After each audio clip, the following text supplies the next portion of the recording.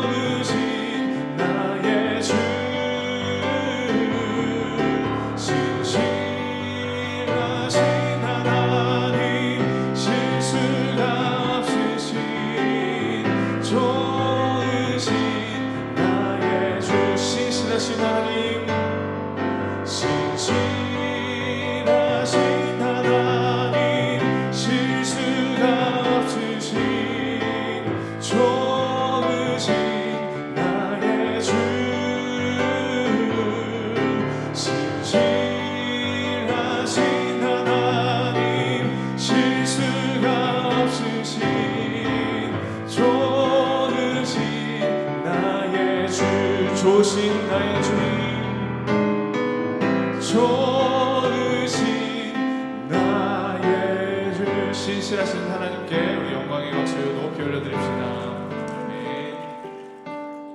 우리 계속해서 찬양하실 때에 우리 삶에 언제나 함께 하시는 그 놀라운 주님의 은혜를 우리의 마음을 모아서 이 시간 주님 앞에 고백하며 나가길 원합니다. 함께 믿음으로 찬양합시다. 내가 누려왔던 모든 것들이 내가 지나왔던 모든 시간이 내가 걸어왔던 모든 순간이 당연한 것 아니라 은혜였어. 아침에가 뜨고 저녁에 노을 봄의 꽃향기와 가을의 열매 변하는 계절의 모든 순간이 당연한 것 아니라 은혜였어. 모든 것이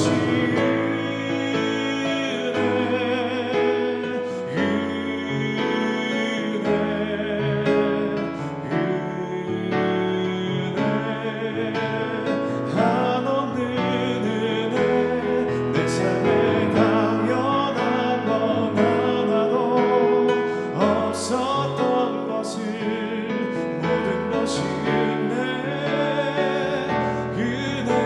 은혜였어. 내가 이 땅에 태어나 사는 것 어린아이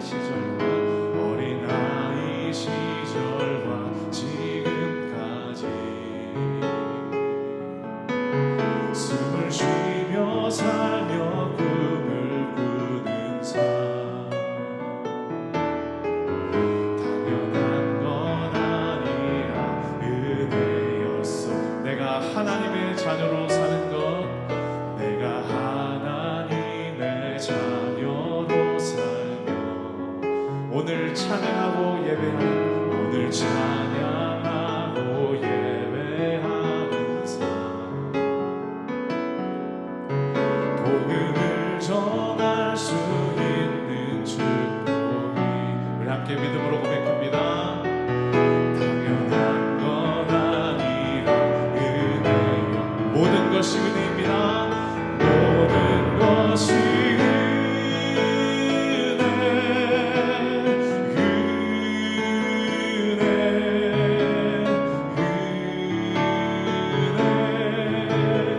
한없는 은혜 내 삶에 당연한 건 하나도 없었던 것을 모든 것이 모든 것이 은혜입니다. 모든 것이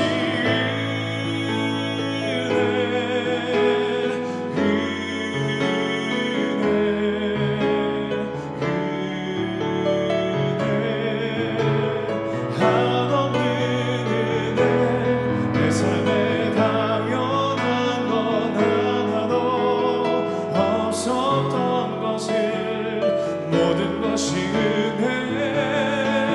우리 마지막으로 고백합시다. 모든 것이 은혜 모든 것이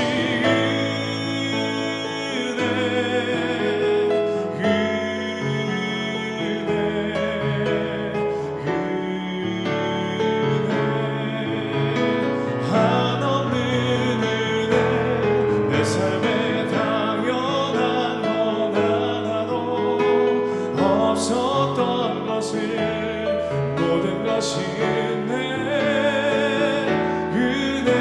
은혜였어. 우리 시간 잠시 기도하기를 원합니다.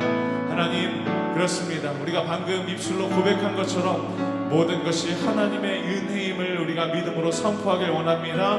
하나님, 그리고 이 예배를 통해서 주실 은혜를 또 기대하고 사모하는 마음으로 나아가오니 주님 우리를 충만케 하여 주시옵소서. 우리 말씀을 통해 주실 은혜를 간절히 간구하는 마음으로 이 시간 주여 한번 부르시면서 기도하도록 하겠습니다. 함께 기도합니다. 주여, 좋으신 하나님 아버지, 신실하신 하나님 아버지, 찬양받기 합당하신 우리의 왕 되신 주님, 하나님 이 시간 우리 예배를 주님 앞에 올려드리며 우리 입술로 모든 것이 주님의 은혜임을 믿음으로 고백했습니다.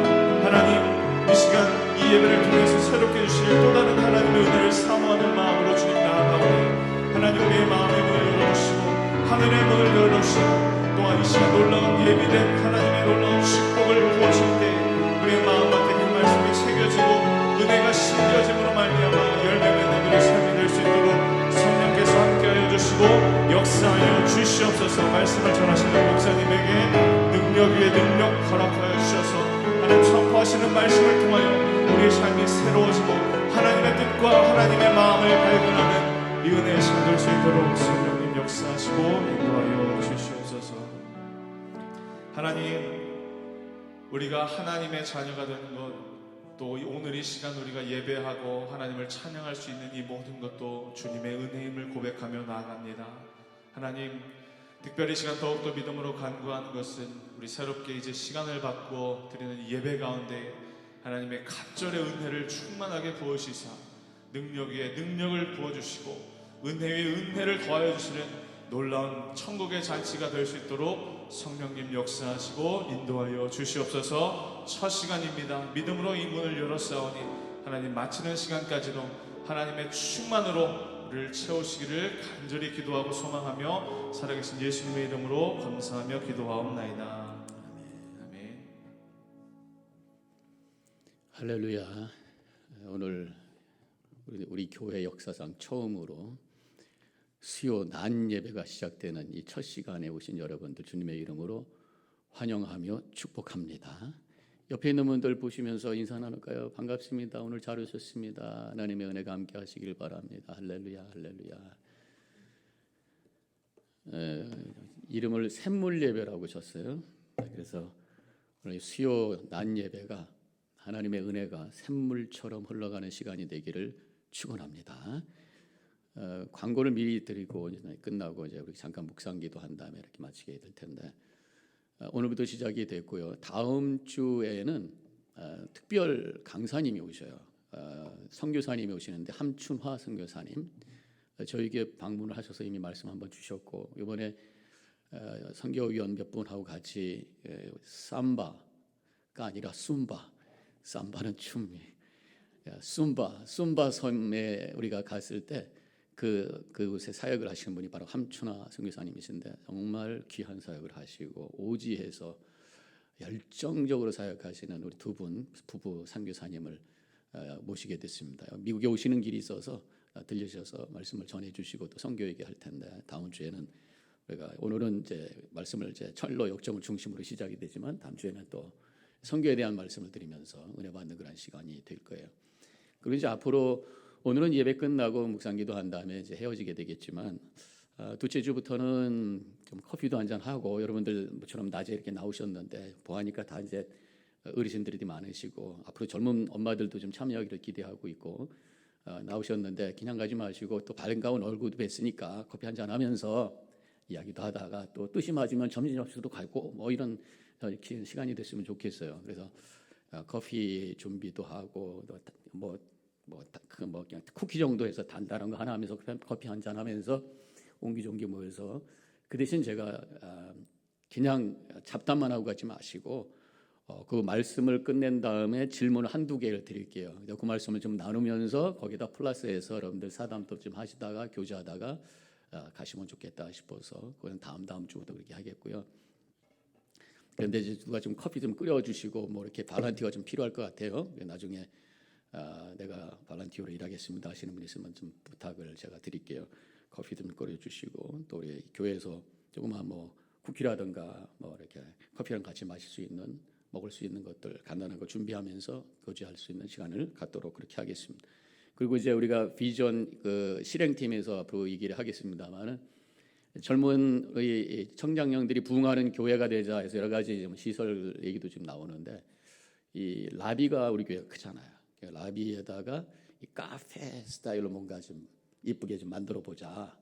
그런 얘기를 하고 있습니다. 커피 머신도 만들고 이 카페도 이렇게 테이블 이쁘게 해가지고 한 20-30명 앉아서 커피도 마시고 교제할 수 있는 공간이 만들어진다면 우리가 끝나고 그쪽에 가가지고 커피 한잔 하면서 서로 얘기하다가 그리고 돌아가시는. 그래서 오전 시간에 교회에서 성도님과 함께 이렇게 행하러 온다 하신다 이렇게 생각하시고 오셔서 좋은 시간 가시면 좋겠습니다. 일주일이라는 시간이 있지만 오늘 수요일이라고 하는 그 중간 시간에 또 이렇게 성도들과 모이고 함께 또 예배하면서 또 우리의 마음에 옷깃을 여밀 때에 우리 믿음의 여정이 더 큰 은혜가 넘치게 될 줄로 믿습니다.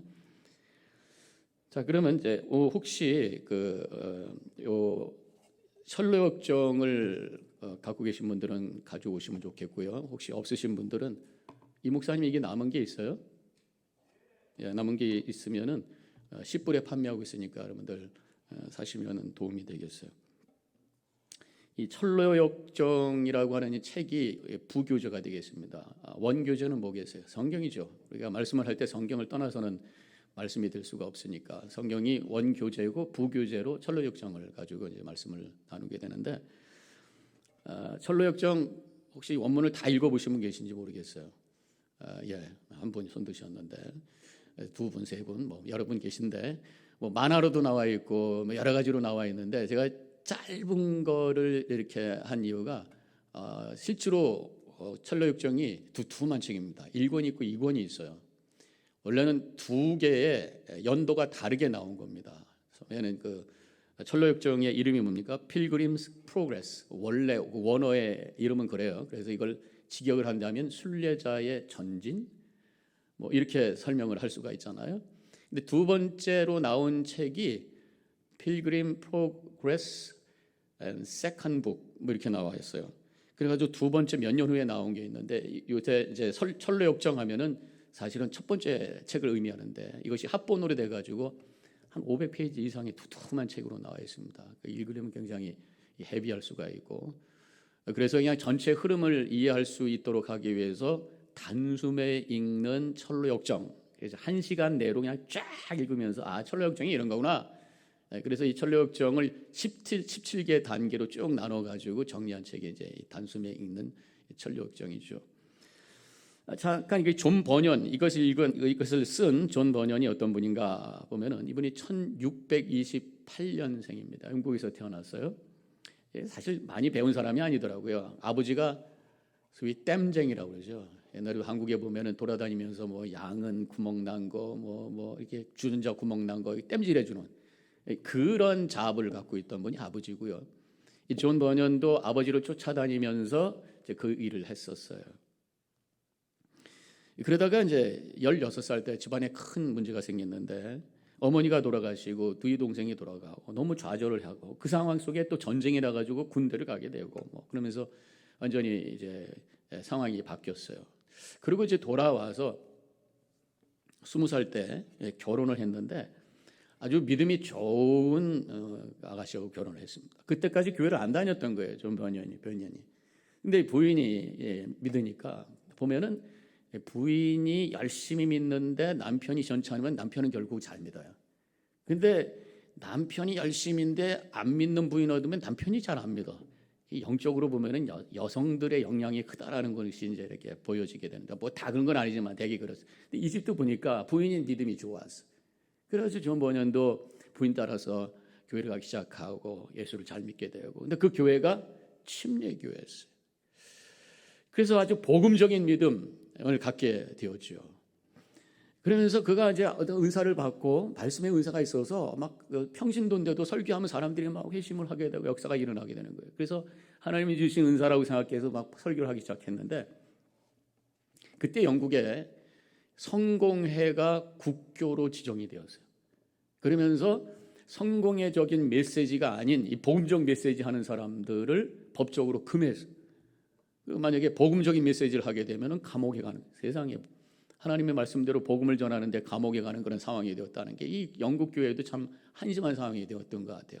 그렇지만 자기는 그것을 담을 수가 없었던 거죠. 계속 복음을 전하니까 계속 감옥에 들어가게 돼 결국 감옥에서 10년 이상을 들락날락했겠죠. 들락날락하면서 10년 이상을 지내게 되는데, 그때 묵상하면서 하나님이 주신 어떤 비전을 가지고 쓴 책이 바로 The Pilgrim's Progress라고 하는 철로 역정이 나온 거예요. 이 고난 때에 그 깊은 그 고독 속에서 하나님이 계시로 주신 그 말씀을 묵상하면서 쓴 책이 바로 The Pilgrim's Progress라고 하는 철로 역정이 나왔다고 하는 것이죠.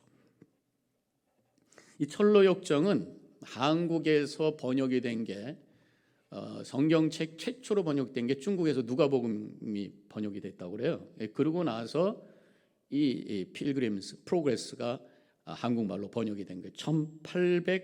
1895년에 캐나다 선교사인 스카이 게일이라고 하는 분이 최초로 번역을 했는데, 아마 영어를 한국말로 번역한 최초의, 이거를 굳이 문학적인 그 장르로 보자면 소설에 들어갈 수 있잖아요. 그러니까 영한어로 번역된 최초의 이 소설이 바로 철로역정이다, 그렇게 말하고 있습니다.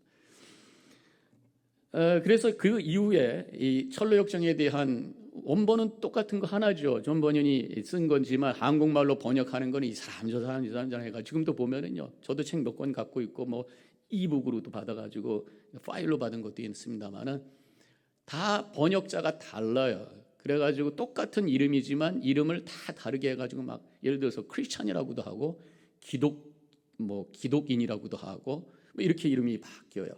여러 가지 이름이 엄청 많이 나오는데, 그래서 혹시 제가 이 설교하는 중에 말씀을 나눈 중에 철로역정에 있는 인물을 얘기할 때 똑같은 사람을 조금 바꿔서 얘기할 수도 있다고 하는 거 미리 양해를 드립니다. 왜냐하면 여기 있는 단숨에 읽는 성경 이 철로역정하고 또 원문은 아니지만 전체적으로 번역한 그 책에 있는 번역하고는 좀 다를 수도 있기 때문에 그런 거예요. 자, 이것이 이제 우리가 함께 철로역정을 읽어가면서 철로역정은 한 남자가 말씀을 읽는 중에 자신의 영적인 상태를 자각하면서 그리고 천국을 향한 여정을 시작하는 그 모든 과정에 대한 얘기가 바로 철로역정이에요. 그래서 오늘 이 단숨에 있는 성경 철로역정에 보면 17개의 그 단계로 나와 있습니다. 17개의 괄호 되어 있는데 1번이 뭐냐면 영적으로 깨어나는 죄인, 영적으로 하고 눈을 떠서 자각을 하게 되고, 그 다음에 쭉 가서 17번이 뭐냐면 마지막이 죽음의 강과 천성 입성, 죽어서 천국에 가는, 그게 이제 마지막이에요.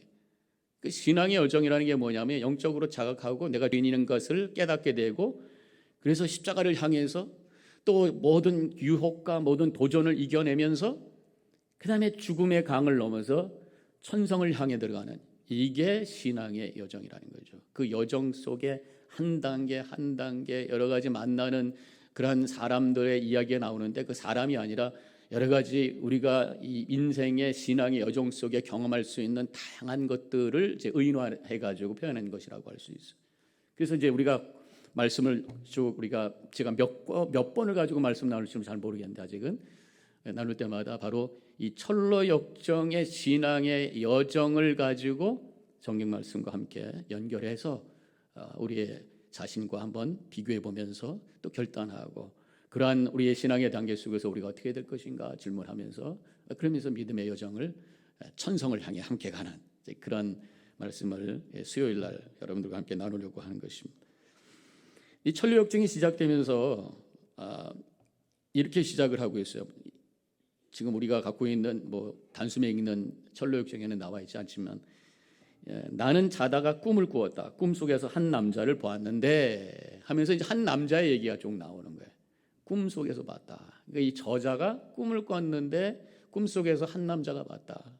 한 남자를 봤다. 그 남자가 성경을 읽다가 자기 자신을 발견하고, 이렇게 해서 이제 이 한 남자가 나중에는 이제 크리스천이라는 이름이 바뀌게 되고, 같은 사람이 그러면서 쭉 여정이 나간단 말이에요. 꿈에서 봤다라는 표현으로 시작을 하고 있어요. 이것이 하나님이 주신 어떤 꿈, 하나님이 주신 거룩한 상상을 통해서 만들어진 이야기라고 하는 것을 거기서 언급하고 있는 건데, 이것이 우리의 인생의 여정 속에, 특별히 신앙의 순례길에서 경험할 수 있는 여러 가지 이야기들을 이 책에서 다루고 있다고 하는 것입니다. 자, 그러면 이제 오늘 한번 말씀을 나누게 되면 단숨에 읽는 철로역정이 오늘 갖고 있는 이 조그만 책에 9페이지에 보면은 이렇게 쓰여져 있어요. 이게 처음에 시작하는 거죠. 한 남자가 성경을 읽다가 두려움에 빠졌다. 자신이 죄인이라는 것을 깨닫게 된 그 남자는 자신의 행위가 얼마나 더러운지, 자신의 평생에 지어온 죄가 얼마나 어마어마한지를 알게 되었다. 그리고 탄식한다. 아, 어떻게 하면 좋지? 아, 어떻게 하면 좋지? 자신의 영적인 상태를 발견한 다음에 이거 어떻게 하면 좋지? 이게 지금 신앙의 시작이야. 여정의 시작이다. 한 남자가 성경을 읽다가 두려움에 빠졌다. 성경이 우리에게 제일 먼저 주는 챌린지가 바로 두려움이라는 거예요. 내가 이러고 있다가 큰일 나겠구나. 어쩌면 좋지? 이것이 하나님께서 우리에게 처음으로 갖기를 원하는 그런 고백이라고 하는 거죠. 여기서 어쩌면 좋지라고 하는 그런 이 남자의 고백을 제가 들으면서 성경에 있는 구절이 생각나서 그것이 바로 오늘 본문의 말씀인 거죠. 제가 본문 안 읽었던 것 같아요. 그렇죠? 오늘 본문의 말씀은 사도행전 2장 36절부터 41절 같이 읽겠습니다. 본문 써 있나요? 제가 읽을게요. 사도행전 2장 36절부터 41절. 그런즉 이스라엘 온 집은 확실히 알지니 너희가 십자가에 못 박은 이 예수를 하나님이 주와 그리스도가 되게 하셨느니라 하니라. 그들이 이 말을 듣고 마음에 찔려 베드로와 다른 사도들에게 물어 이르되 형제들아 우리가 어찌할꼬 하거늘 베드로가 이르되 너희가 회개하여 각각 예수 그리스도의 이름으로 세례를 받고 죄사함을 받으라. 그리하면 성령의 선물을 받으리라. 이 약속은 너희와 너희 자녀와 모든 먼데 사람 곧 주 우리 하나님이 얼마든지 부르시는 자들에게 하신 것이라 하고 또 여러 말로 확증하여 권하여 이르되 너희가 이 패역한 세대에서 구원을 받으라 하니 이 말을 받은 사람들은 세례를 받으며 그날의 신도의 수가 3,000이나 더하더라. 이런 말씀이 나와요. 베드로가 지금 마가의 다락방에서 성령이 임하신 다음에 마음이 뜨거워져 가지고 그가 일어나서 처음으로 했던 것이 바로 말씀을 선포한 것이에요. 너희들이 때문에 예수님 죽었다. 너희들이 예수님을 죽인 거다. 라고 막 말씀을 선포할 때 그들이 마음에 찔려서 우리가 어찌하면 되겠까? 어찌하오리까? 라고 고백을 할 때에 주 예수 그리스도를 믿으라. 복음으로 인도하는 것을 우리가 보게 되죠. 바로 우리가 어찌할꼬 사도행전 2장 37절 이것이 신앙의 여정을 출발하는 점이다. 그 출발점이다. 이것을 지금 철로 역정에서 말씀하고 있는 것이죠. 영적인 자각, 내가 죄인인 것을 알고 이 죄가 얼마나 무거운 짐인가를 느끼는 것, 이게 영적인 자각이라고 하는 것입니다. 우리가 인간이 죄인이고 세상이 죄로 가득 찼다고 하는 것에 대하여 우리가 한번 인식하셔야 돼요. 말씀을 통해서도 우리가 인식할 수 있고요.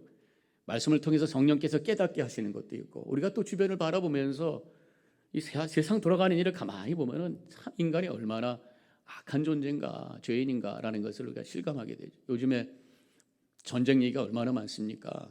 이스라엘, 가자, 또 우크라이나, 러시아 얼마나 사람들이 잔인하고 얼마나 이기적이고 이스라엘, 가자의 전쟁에 대한 얘기는 입장에 따라서 다르게 얘기를 많이 하잖아. 이스라엘 입장에서 보면은 또 하마스가 나쁜 사람들이고 또 팔레스틴 사람들 입장에서 보면은 이스라엘이 그동안 너무 했다 역사적으로 그 사람들 너무 불쌍하다 이렇게 얘기하는 사람도 있고 어떻든 근데 이러한 그 과정 속에서 미움과 이 분노와 복수와 폭력과 살인과 엄청난 잔인한 이야기들이 가득 차 있어.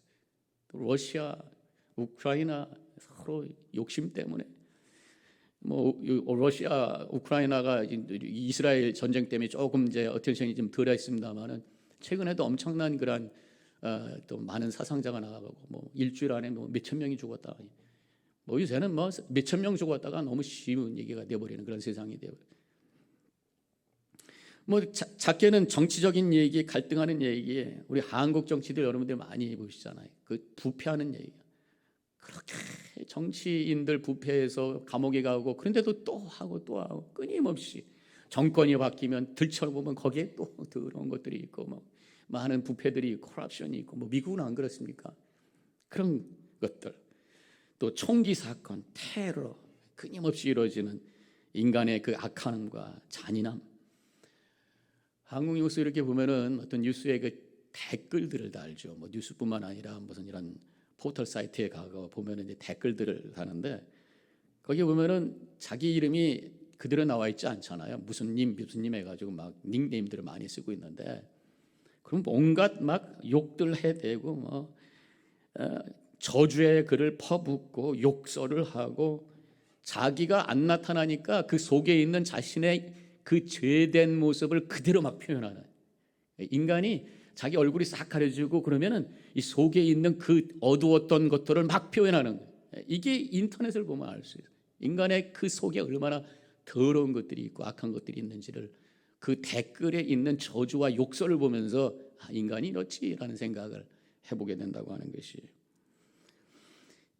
인간의 피 속에는 죄가 흐르고 있어요. 가르치지도 않았는데도 죄를 짓는 것이 바로 인간이라는 거예요. 그래서 하나님의 은혜 없이는 소망이 없는 존재가 바로 인간이에요. 사실 힘들지만 이것을 우리가 인정하고 고백하고 자각하는 것, 이것이 있을 때에 십자가를 향해, 또 십자가를 통과해서 천성을 향해 우리의 믿음의 여정이 시작될 수 있다고 하는 것입니다. 이번에 우리가 이 설로역정을 읽으면서 제일 먼저 우리에게 챌린지하고 우리가 깨달아야 될 것이 바로 영적인 자각이에요. 얼마나 죄인인가, 하나님의 은혜 없이는 살 수 없는 존재라고 하는 것을 다시 한번 인정하며 십자가 앞에 설 수 있는 우리 성도님들이 되시기를 축원합니다. 축원합니다. 아침들 안 잡으셨어요? 이 자리에 계신 분들 보면은 믿음 생활 오래 하신 분들이에요. 근데 우리가 믿음 생활을 오래 했어도 만약에 내가 이러한 영적인 자각이 없었다면 내가 정말 죄인입니다. 이 죄값이요, 죄가 얼마나 무거운 짐인지를 자각하지 않았다면 미안하지만 아직도 신앙의 여정이 출발되지 않았다고 말할 수가 있는 거예요. 내가 예수 믿는다고 말은 했지만 진정으로 내가 영적인 추한 존재라고 하는 것을 고백하지 않았다면 아직도 십자가를 내가 진정으로 믿는다고 말할 수가 없는 거란 말이죠. 내 영적인 자각, 내가 얼마나 죄인이고 이 죄가 얼마나 무거운 짐인가를 실감하는 것, 여기서부터 출발하는 것이 믿음의 여정이라고 하는 것을 가르쳐주고 있어요. 지금 그 주인공의 이름이 처음에는 그 사람이라고 시작을 하는데 나중에 그 사람이 이름이 크리스찬으로 이름이 바뀌어요. 어떤 번역서에는 기독자 이렇게 되어 있고요. 크리스찬이 좋겠어요, 그렇죠? 17페이지로 가게 되면은 남자의 이름은 바뀌었다. 제가 페이지 얘기할 때는 이 단숨에 읽는 철로 역정을 언급할 때 하는 거예요. 남자의 이름은 바뀌었다. 그가 구원과 영생의 은혜를 알고 그것을 찾고 있었기 때문이다. 자신의 처지를, 영적인 자각을 한 다음에 어떻게 하면 좋겠을까? 어떻게 하면 좋아? 내가 이렇게 살 수가 없어 하면서 그가 구원을 찾아서 어떤 여정을 시작할 때에 그 이름이 바뀌었다. 크리스천으로. 나의 영적인 상태를 자각하고 구원을 향한 갈망의 마음을 가지고 그런 믿음의 여정을 출발한 사람을 우리는 크리스천이다, 이렇게 말할 수 있다고 하는 것을 이 책에서 우리에게 가르쳐주고 있는 것이. 자, 그러면 지금 이 크리스천, 아직은 그 남자죠. 그 남자가 어떻게 하면 좋지라고 하는 자각과 함께 자신을 보게 되었어요. 그래서 그 9페이지에 보면은 어떤 모습을 하고 있는지를 쭉 여기서 얘기를 하고 있는데, 죄의 짐을 지고 더럽고 낡은 옷을 입은 것을 보게 됩니다. 죄의 짐을 보고 자신의 어떤 낡은 옷을 보게 되는데, 먼저 낡은 옷에 대해서 말씀을 드릴게요. 오래되어서 낡고 더러운 옷, 바로 인간의 죄된 모습을 표현하는 그런 상징이라고 할 수 있습니다. 그런데 여기서 저는 인간의 죄의 모습을 더러운 옷, 낡은 옷으로 표현한다는 게 사실은 소망이 그 속에 있어요. 옷이라고 하는 것은 바꿔 입으면 되는 거란 말이에요. 낡은 옷이에요, 더러운 옷이에요, 벗고 새 옷을 입으면 된다는 거예요. 그래서 낡은 옷이라고 하는 것은 바로 믿음을 통해서 얼마든지 하나님께서 우리에게 새로운 옷을 입혀주신다는 메시지가 그 속에 담겨 있는 것이에요. 세상의 낡은 옷, 죄된 옷을 벗고 예수 그리스도를 통해서 우리에게 주시는 의의 옷, 그리스도의 옷을 입고 거룩한 성도로서 살아가는 그 과정이 바로 하나님의 백성으로 살아가는 은혜의 삶인 줄로 믿습니다. 이 더러운 옷으로 표현하고 있어요. 근데 문제는 내가 이런 옷을 입고 있다고 하는 것을 알아야 되는데 모르고 사는 게 우리의 모습이라고 하는 영적 자각. 이 영적 자각은 그냥 눈만 감고 가만히 있어서 되는 게 아니에요. 내 스스로가 나를 볼 수 있는, 믿지 못하는 그런 상황이 될 수 있다고 하는 것입니다. 그래서 우리는 거울이 필요해요. 영적인 거울이 필요해요. 그래서 하나님의 말씀이죠. 그래서 이 남자가 하나님의 말씀을 붙들고 있다가 자신을 자각하게 되고 어떻게 하면 좋아? 라고 하는 탄식을 하게 되었다고 하는 것이. 저도 이제 뭐 60이 넘어가니까 노인 쪽으로 들어가는 거잖아요. 벌써 저도. 그러면서 생각하는 게 뭐냐면 거울을 더 많이 봐야 되겠다. 젊었을 때들 거울을 더 보죠. 어떻게든 더 이쁘게 하려고. 그런데 나이 드신 분들은 더 거울을 더 열심히 봐야 된다 생각이 들어요. 왜냐하면요, 젊었을 때는 예를 들어서 바프 여기 묻어도 느껴요. 금방 여기서 뛰게 되는데 연세가 드시면은 약간 무뎌지셔가지고 여기 바풀 있어도 잘 안 느껴져요. 자꾸만 거울을 보셔야 돼. 그리고 저도 가끔 그런 경험이 있는데, 또 흘려 또 이렇게 잘. 그러니까 자꾸만 봐야 돼요. 그래서 내가 이건 뭘 묻었나, 이게 뭐 묻었나, 고춧가루 있나, 뭐 묻었나, 자꾸만 거울을 봐야 돼요. 안 그러면은 인테그리티가 무너질 수 있단 말이죠. 자꾸만 거울을 봐야 돼. 영적인 것도 마찬가지입니다. 거울을 봐야 돼. 하나님의 말씀이 영적인 거울인 줄로 믿습니다. 내 느낌만 가지고 살면 뭐 이렇게 사는 거지, 뭐 저 사람도 그렇게 살고 세상 다 그렇게 가는데 그거는 내가 보는 거예요. 하나님께서 거울을 통해서 네가 누군지 아느냐라고 보여주는데 그것이 하나님의 말씀이라고 하는 것이. 그래서 말씀을 자꾸 읽고 묵상해야 내가 얼마나 더러운 옷을 입고 있고 여기저기 지금 헤어져 있고 여기저기 더러운 것이 묻어져 있고 이 옷 갖고 안 되는구나 라는 걸 고백하면 어떻게 하면 좋겠어? 어떻게 하면 좋겠습니까?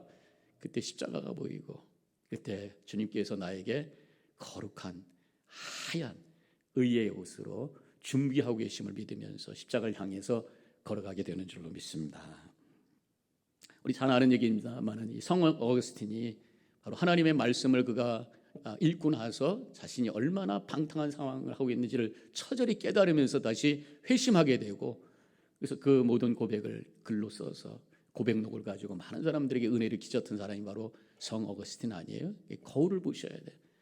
오늘도 이 시간을 통해서 영적인 거울을 통해서 우리 자신을 되돌아보는 시간이 되시기를 축원합니다.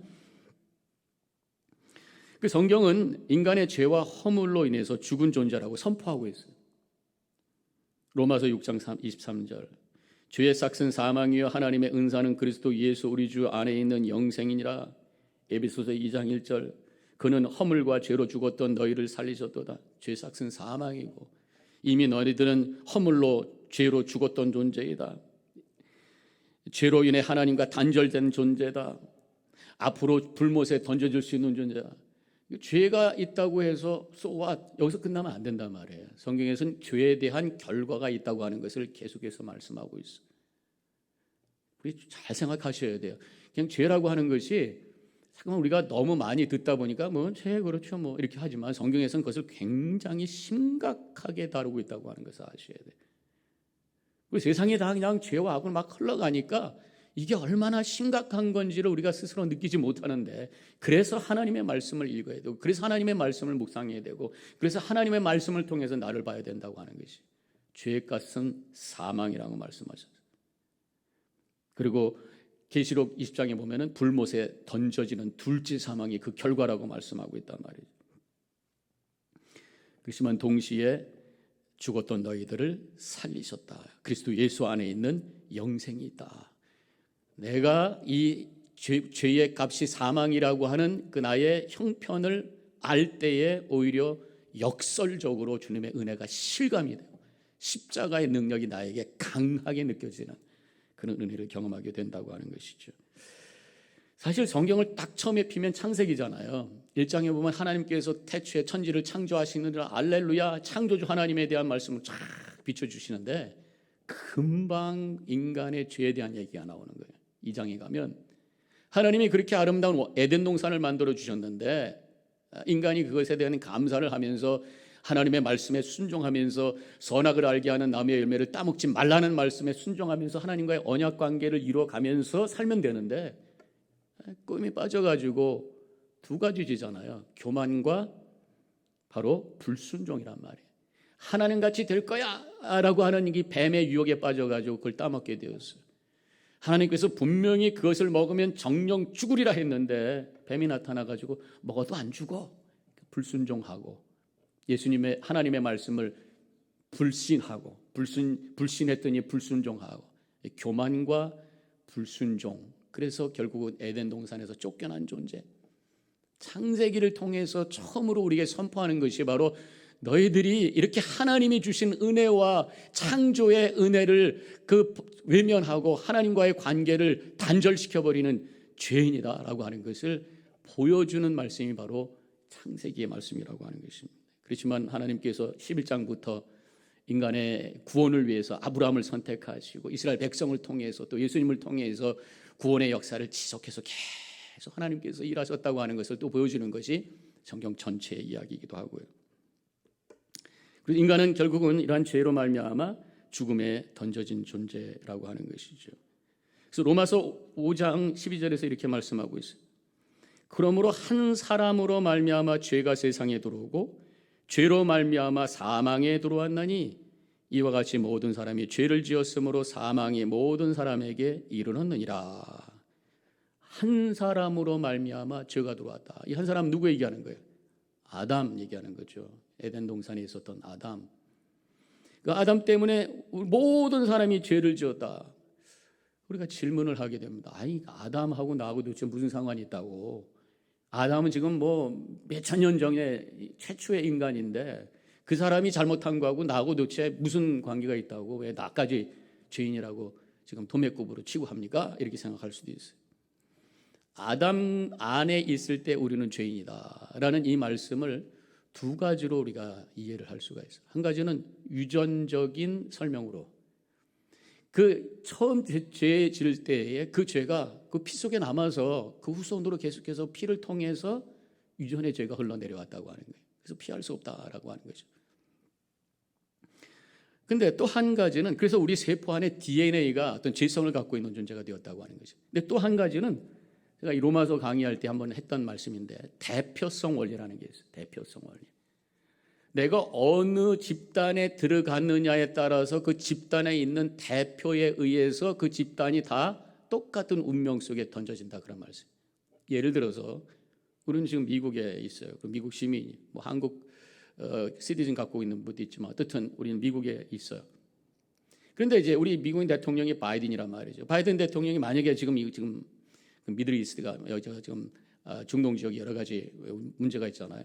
뭐 이란하고 만약에 전쟁을 하게 된다. 이란하고 위험해요. 잠깐만 이란이 지금 인볼브하니까 그렇게 되면 이제 우리 미국이 그럼 너 전쟁한다. 그러면 바이든 대통령 혼자 전쟁하는 게 아니란 말이에요. 우리도 전쟁 속에 동참하게 되는 것이에요. 경제적으로 여러 가지 어려움이 생길 수 있어요. 우리가 만약에 미국이 전쟁에 동참한다 그러면 뭐 경제적으로 휘청휘청하겠죠. 뭐 젊은이들이 막 또 군대로 가야 되겠죠. 이건 대표의 결정과 행동이 그 그룹에 속한 모든 사람들에게 영향을 준다 그런 말씀이죠. 그러니까 우리의 대표가 아담이 될 거냐 예수 그리스도가 될 거냐 이게 신앙의 이슈다 그런 말씀이에요. 그저 태어나서 가만히 있으면 저절로 우리는 아담 안에 있는 사람이 돼요. 그러나 예수 그리스도를 믿을 때에 마음으로 믿고 입으로 신할 때 우리는 그리스도 안에 있는 자가 되어서 예수님께서 십자가에 돌아가실 때 나의 죄가 예수님과 함께 죽고 예수님께서 다시 부활하실 때 예수님과 함께 다시 새로운 생명으로 부활해서 하나님의 자녀로 영혼을 향한 생명을 가진 자로 살아가게 되는 줄로 믿으시기를 축원합니다. 이것이 대표성 원리라고 하는 것이. 이 죄에 대한 얘기가 나왔으니까 여러 가지 얘기를 할 수 있습니다만은 제일 중요한 게 뭐냐면 원죄예요. 이 원죄를 인정할 건가 말 건가. 성경에서는 분명히 원죄를 말씀하고, 그래서 유전적으로 말씀할 수 있고 지금 말씀드린 대로 대표성으로 말씀할 수도 있고. 근데 우리의 그 경험을 봐도요, 인간이 원죄를 가졌다고 하는 것을 아이들을 통해서 볼 수 있어요. 아이들이 깨끗한 것 같아도 어느 순간에 보면 그 속에 있는 죄성과 이 폭력성들이 막 드러나는 것을 보잖아요. 어떤 유치원 교사가 어느 날 애들한테 이제 블럭을 나눠줬어요. 막 이렇게 쌓기 하는 거 있잖아요. 그걸 줬는데 충분하지는 않았던 것 같아요. 근데 주면서 너희들이 원하는 대로 예쁜 거 만들어봐. 어떤 애는 막 자동차를 만들고, 어떤 애는 막 곰을 만들고, 어떤 애는 비행기를 만들고. 그런데 이제 막 만들고 있는데 좀 모자랐던 것 같아요. 그래가지고 힘센 아이가, 좀 조그만 아이가 비행기를 만들고 있었는데, 가서 비행기를 거의 다 만들고 있었는데 그것을 반으로 뚝 잘라 그래요. 자기가 쓰겠다고 뺏은 거 힘으로. 그러니까 이제 조그만 애가 앙 하고 있다가 반쪽의 비행기를 가지고 큰 애 머리를 탁 친 거예요. 그러니까 또 이 큰 아이가 머리를 맞고 울면서 그 작은 아이를 팍 민 거예요. 그러니까 서로 왕 울면서 싸우고, 막 선생님이 말렸습니다마는 이 4살짜리 아이들 속에 있는 이기심과 폭력성을 거기서 보게 된다는 거죠. 자기가 모자라니까 남의 거 뺏기니까 화나니까 때려, 서로 밀고 때리고 뺏고. 어릴 때 4살 때 누가 가르쳐 줬겠어요? 그냥 그 속에 또 벌써 갖고 나온 게 인간의 죄성이라고 하는 것을 거기서 보게 되었다고 하는 것이죠. 이러한 원죄를 우리가 제어를 해야 되는데 그냥 놔두면 이것이 막 풍성하게 자라서 나중에 자범죄를 지게 되고, 그래서 도덕적인 죄를 짓게 되고, 형사적인 죄를 짓게 되고, 또 뭐 우리의 영적인 죄, 마음으로 짓는 죄, 하나님을 거부하는 죄, 이런 모든 것들이 우리에게 있게 되잖아요. 이 죄의 문제는 인간이 스스로 해결할 수가 없어요. 처음에 인간이 죄를 지었을 때 어떻게 행동했습니까? 가지고 나와서 다시 뭐 반성하고 이것을 해결하기 위해서 하나님, 우리가 다시 우리가 잘못했으니까 회복하겠습니다, 이렇게 하지 아니하고 아담과 하와가 했던 짓은 저기 숨겼어요. 자기 치마로 무화과 잎으로 치마를 만들고 자기를 가리고 그 다음에 나무 밑에 숨었어요. 그래서 하나님이 아담아 부르셔서 대화를 시작하시는 장면이 나옵니다. 숨어버려요. 피해버려요. 그 문제를 해결하려고 애쓰는 것이 아니라 피해버리는, 죄의 문제를 해결할 수 있는 능력이 인간에게 없다고 하는 것을 보여주는 대목이라고 할 수가 있어요. 성경에 보면 하나님께서 인간을 구원하시기 위해서 아브라함을 통해서 이스라엘 백성을 통해서 역사를 하시는데 율법이라는 걸 주셨단 말이에요. 율법을 통해서 하나님께로 돌아오라고 주신 걸 가지고 나중에 보니까 율법으로 그들이 오히려 스스로 묶이는 자가 되었고 무거운 짐이 되었고, 오히려 율법을 가지고 하나님의 아들 예수 그리스도를 십자가에 죽게 하는 죄를 범하는, 그게 인간이라고 하는 거예요. 인간의 스스로의 노력으로는 도저히 죄의 문제를 해결할 수 없다고 하는 것을 보여준 것이 이스라엘 역사 이야기고, 또 십자가의 사건이라고 하는 것을 우리가 깨달으면서 주님 앞에 무릎을 꿇어야 된다고 하는 거죠. 십자가의 의미는 참 뭐라고 그럴까, 역설이 있어요. 이 율법으로 인해서 예수님께서 죽음으로 말미암아 인간의 힘으로는 우리가 구원을 받을 수 없다고 하는 것과 동시에 하나님께서 예수님을 십자가의 대속의 죽음을 당하게 하심으로 믿음 하나로 구원을 받을 수 있다고 하는 은혜에 대한 상징이 바로 십자가라고 하는 것을 우리가 보게 되는 것입니다. 자, 이제 정리할게요.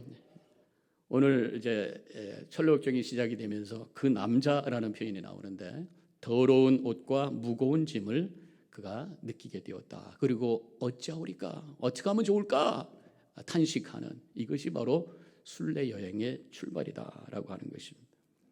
자신의 죄짐을 자각하고, 영적인 자각, 자신의 죄성을 자각하고, 또 영적인 부담감을 가지고, 그때 거룩한 부담을 가지고 십자가를 향해서 걸어가게 된 두려움의 짐, 죄값이 사망이라고 하는 하나님의 공의 앞에 두려워하는 그러한 마음, 이게 영적인 자각이라고 하는 것이. 더 나아가서 결국 이렇게 산다고 하는 것이 얼마나 허무한가. 전도서 1장 2절에 전도자가 이르되 헛되고 헛되며 헛되고 헛되니 모든 것이 다 헛되도다.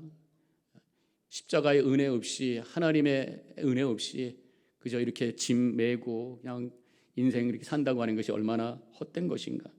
시편 90편 7절 9절 우리는 주의 노에 소멸되며 주의 분내심에 놀라나이다.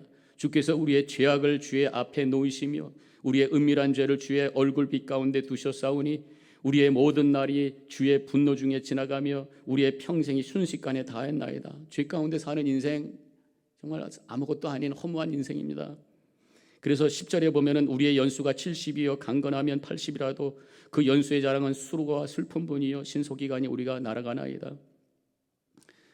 허무한 인생, 무거운 짐, 죄에 대한 더러움, 이것이 우리의 현재 상태라고 하는 것을 자각할 때에 십자가를 향해서 나아가게 된다고 하는 거죠. 오늘 다시 한번 우리 자신을 되돌아보고 하나님의 은혜 없이는 우리가 소망이 없는 존재인 것을 고백하며 십자가를 향해서 다시 한번 새롭게 마음을 다짐을 새롭게 하고 힘차게 한 걸음 걸어감으로 진정한 신앙의 여정이, 순례의 여정이 주님께서 원하시는 그 길이 되어서 하나님께 영광 돌리고 우리에게는 은혜가 되는 복된 하루하루의 삶을 살아가는 모든 성도님들이 되시기를 주님의 이름으로 간절히 축원합니다. 기도하겠습니다.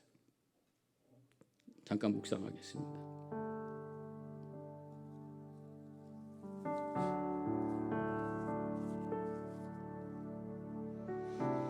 이 시간에 잠깐 되돌아보시기 바랍니다.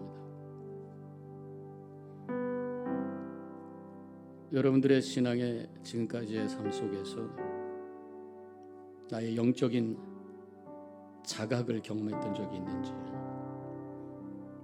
오늘 이 남자와 같이 내가 입고 있는 이 옷이 얼마나 더럽고 남루한 옷인가, 초라한 옷인가, 내가 메고 있는 이것이 얼마나 무거운 짐인가.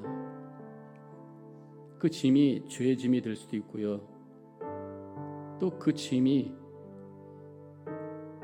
허무의 짐이 될 수도 있고요, 두려움의 짐이 될 수도 있고, 또 경제적인 인간관계의 아픔과 여러 가지 삶의 문제의 짐이 될 수도 있겠죠. 그런 것을 경험하면서 주님 어떻게 하면 좋겠습니까? 이렇게 탄식한 적이 있었는지, 말씀을 깊이 묵상하면서 그렇습니다, 내가 하나님의 은혜 없이는 살 수 없는 존재입니다 라고 하면서 눈물로 주님 앞에 엎드려 봤던 적은 있었는가? 그런 것이 있었다면 그런 은혜를 주신 하나님께 감사하시고, 행여나 세워 기억이 안 납니다 한다면 지금 다시 한번 마음의 옷깃을 여미며 주님 앞에 엎드려 주시는 시간 가지시기 바랍니다.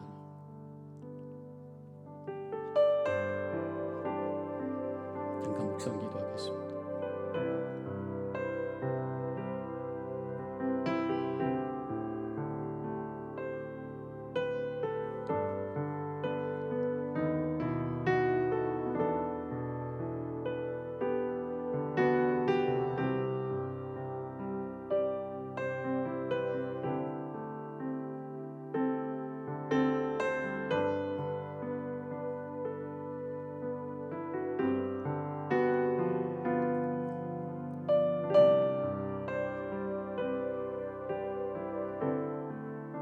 이제 우리 함께 찬양하겠습니다. 정결한 마음 주시옵소서.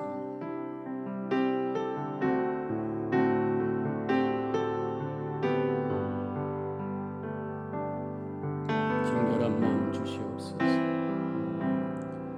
정결한 마음 주시옵소서.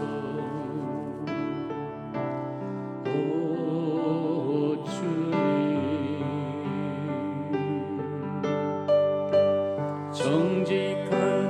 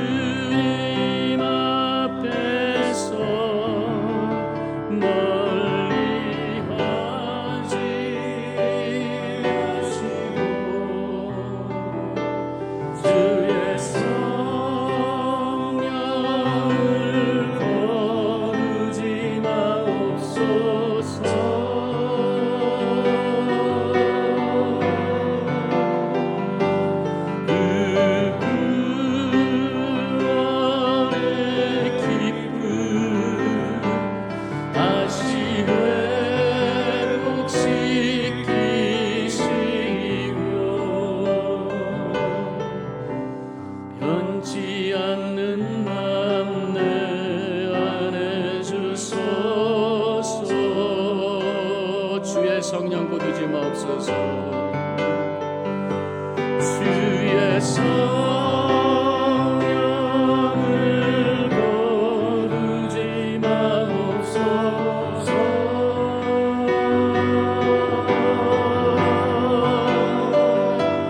그 구원의 기쁨 다시 회복시키시고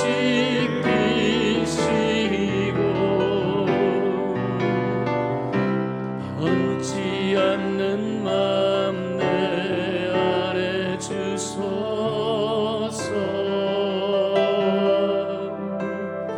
이 시간에 우리 잠깐 동성으로 기도하겠습니다. 오늘 말씀을 생각하면서 주님 앞에 신실한 주님의 백성 되기 원합니다. 내 자신을 진정으로 주님 앞에 정직하게 고백하며 은혜를 구하며 나아가는 믿음의 삶이 되기를 원합니다. 우리 주변을 생각하면서 여러 가지 삶의 어려움 가운데 있는 분들 기억하면서 중보하고 기도하는 시간도 함께 갖기를 원합니다.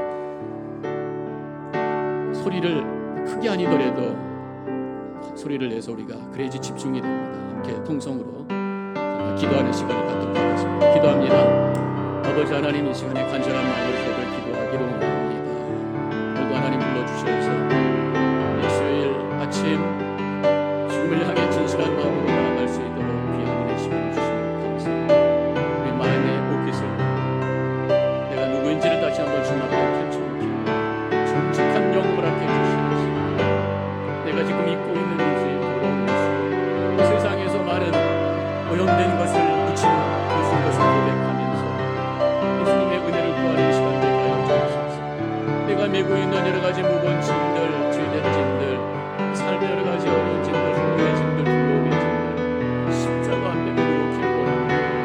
십자가를 향해 한 걸음 한 걸음 나갈 수 있는 진실한 믿음을 주시고 오늘도 주님을 바라보며 간절한 마음으로 주님을 향해 나갈 수 있는 우리의 생명을 허락해 주시옵기를 원합니다. 십자가가 보여지게 하여 주시옵소서. 영원한 축복이 우리 가운데 믿음으로 고백되어지게 하여 주시옵소서. 한 걸음 한 걸음 주 앞에 그렇게 하여 주옵소서. 이제 우리 주변의 삶에 여러 가지 문제가 있으시고 많은 분들 많이 계십니다. 육신의 약한 가운데 눈물을 흘며 하나님의 치유를 기다리고 있는 분들이 있습니다. 삶의 문제로 아파하며 하나님의 회복의 은혜를 붙잡으시오니 하나님 만져주시고 위로해 주시고 회복시켜 주시옵소서. 그 영혼이 먼저 회복되게 해주시고 그 마음이 먼저 회복되게 해주시고 그래서 관계가 회복되고 육신이 회복되고 삶이 회복되는 놀라운 은혜가 그들 가운데 임할 수 있도록 하나님 주시옵소서. 오늘도 주님 앞에 모든 것을 맡깁니다. 우리의 구원자 되시는 주님께서 우리의 삶을 가장 귀한 곳을 이끌어 주시고 인도하여 주시옵소서. 하나님 감사합니다. 오늘 수요일 날 아침 새롭게 출발하는 샘물 예배에 함께 동참하며 예배하며 우리 자신을 다시 한번 되돌아볼 수 있는 귀한 시간을 허락해 주신 하나님 감사합니다. 늘 영적인 자각 속에서 나를 보며 오히려 하나님의 은혜가 새로워지게 해주시고 정직하게 나를 열어 주님 앞에 보이면서 주시는 새로운 은혜와 십자가의 능력을 체험할 수 있는 저희들 되게 하여 주시옵소서. 이제 하나님 오늘 또 출발합니다. 어딜 가든지 동행해 주시고 무엇을 하든지 함께 해 주셔서 하나님의 영광 드러내고 우리를 통해 하나님의 은혜가 흘러갈 수 있는 삶을 살아갈 수 있도록 언행심사 주장하여 주시옵소서. 이제는 우리 주 예수 그리스도의 은혜와 하나님 아버지의 극진하신 그 사랑과 성령의 감동 교통하심이 이제 결단하고 나가는 이 자리에 있는 모든 성도님들 머리 위에 지금부터 영원히 함께 하시기를 간절히 축원하옵나이다. 아멘.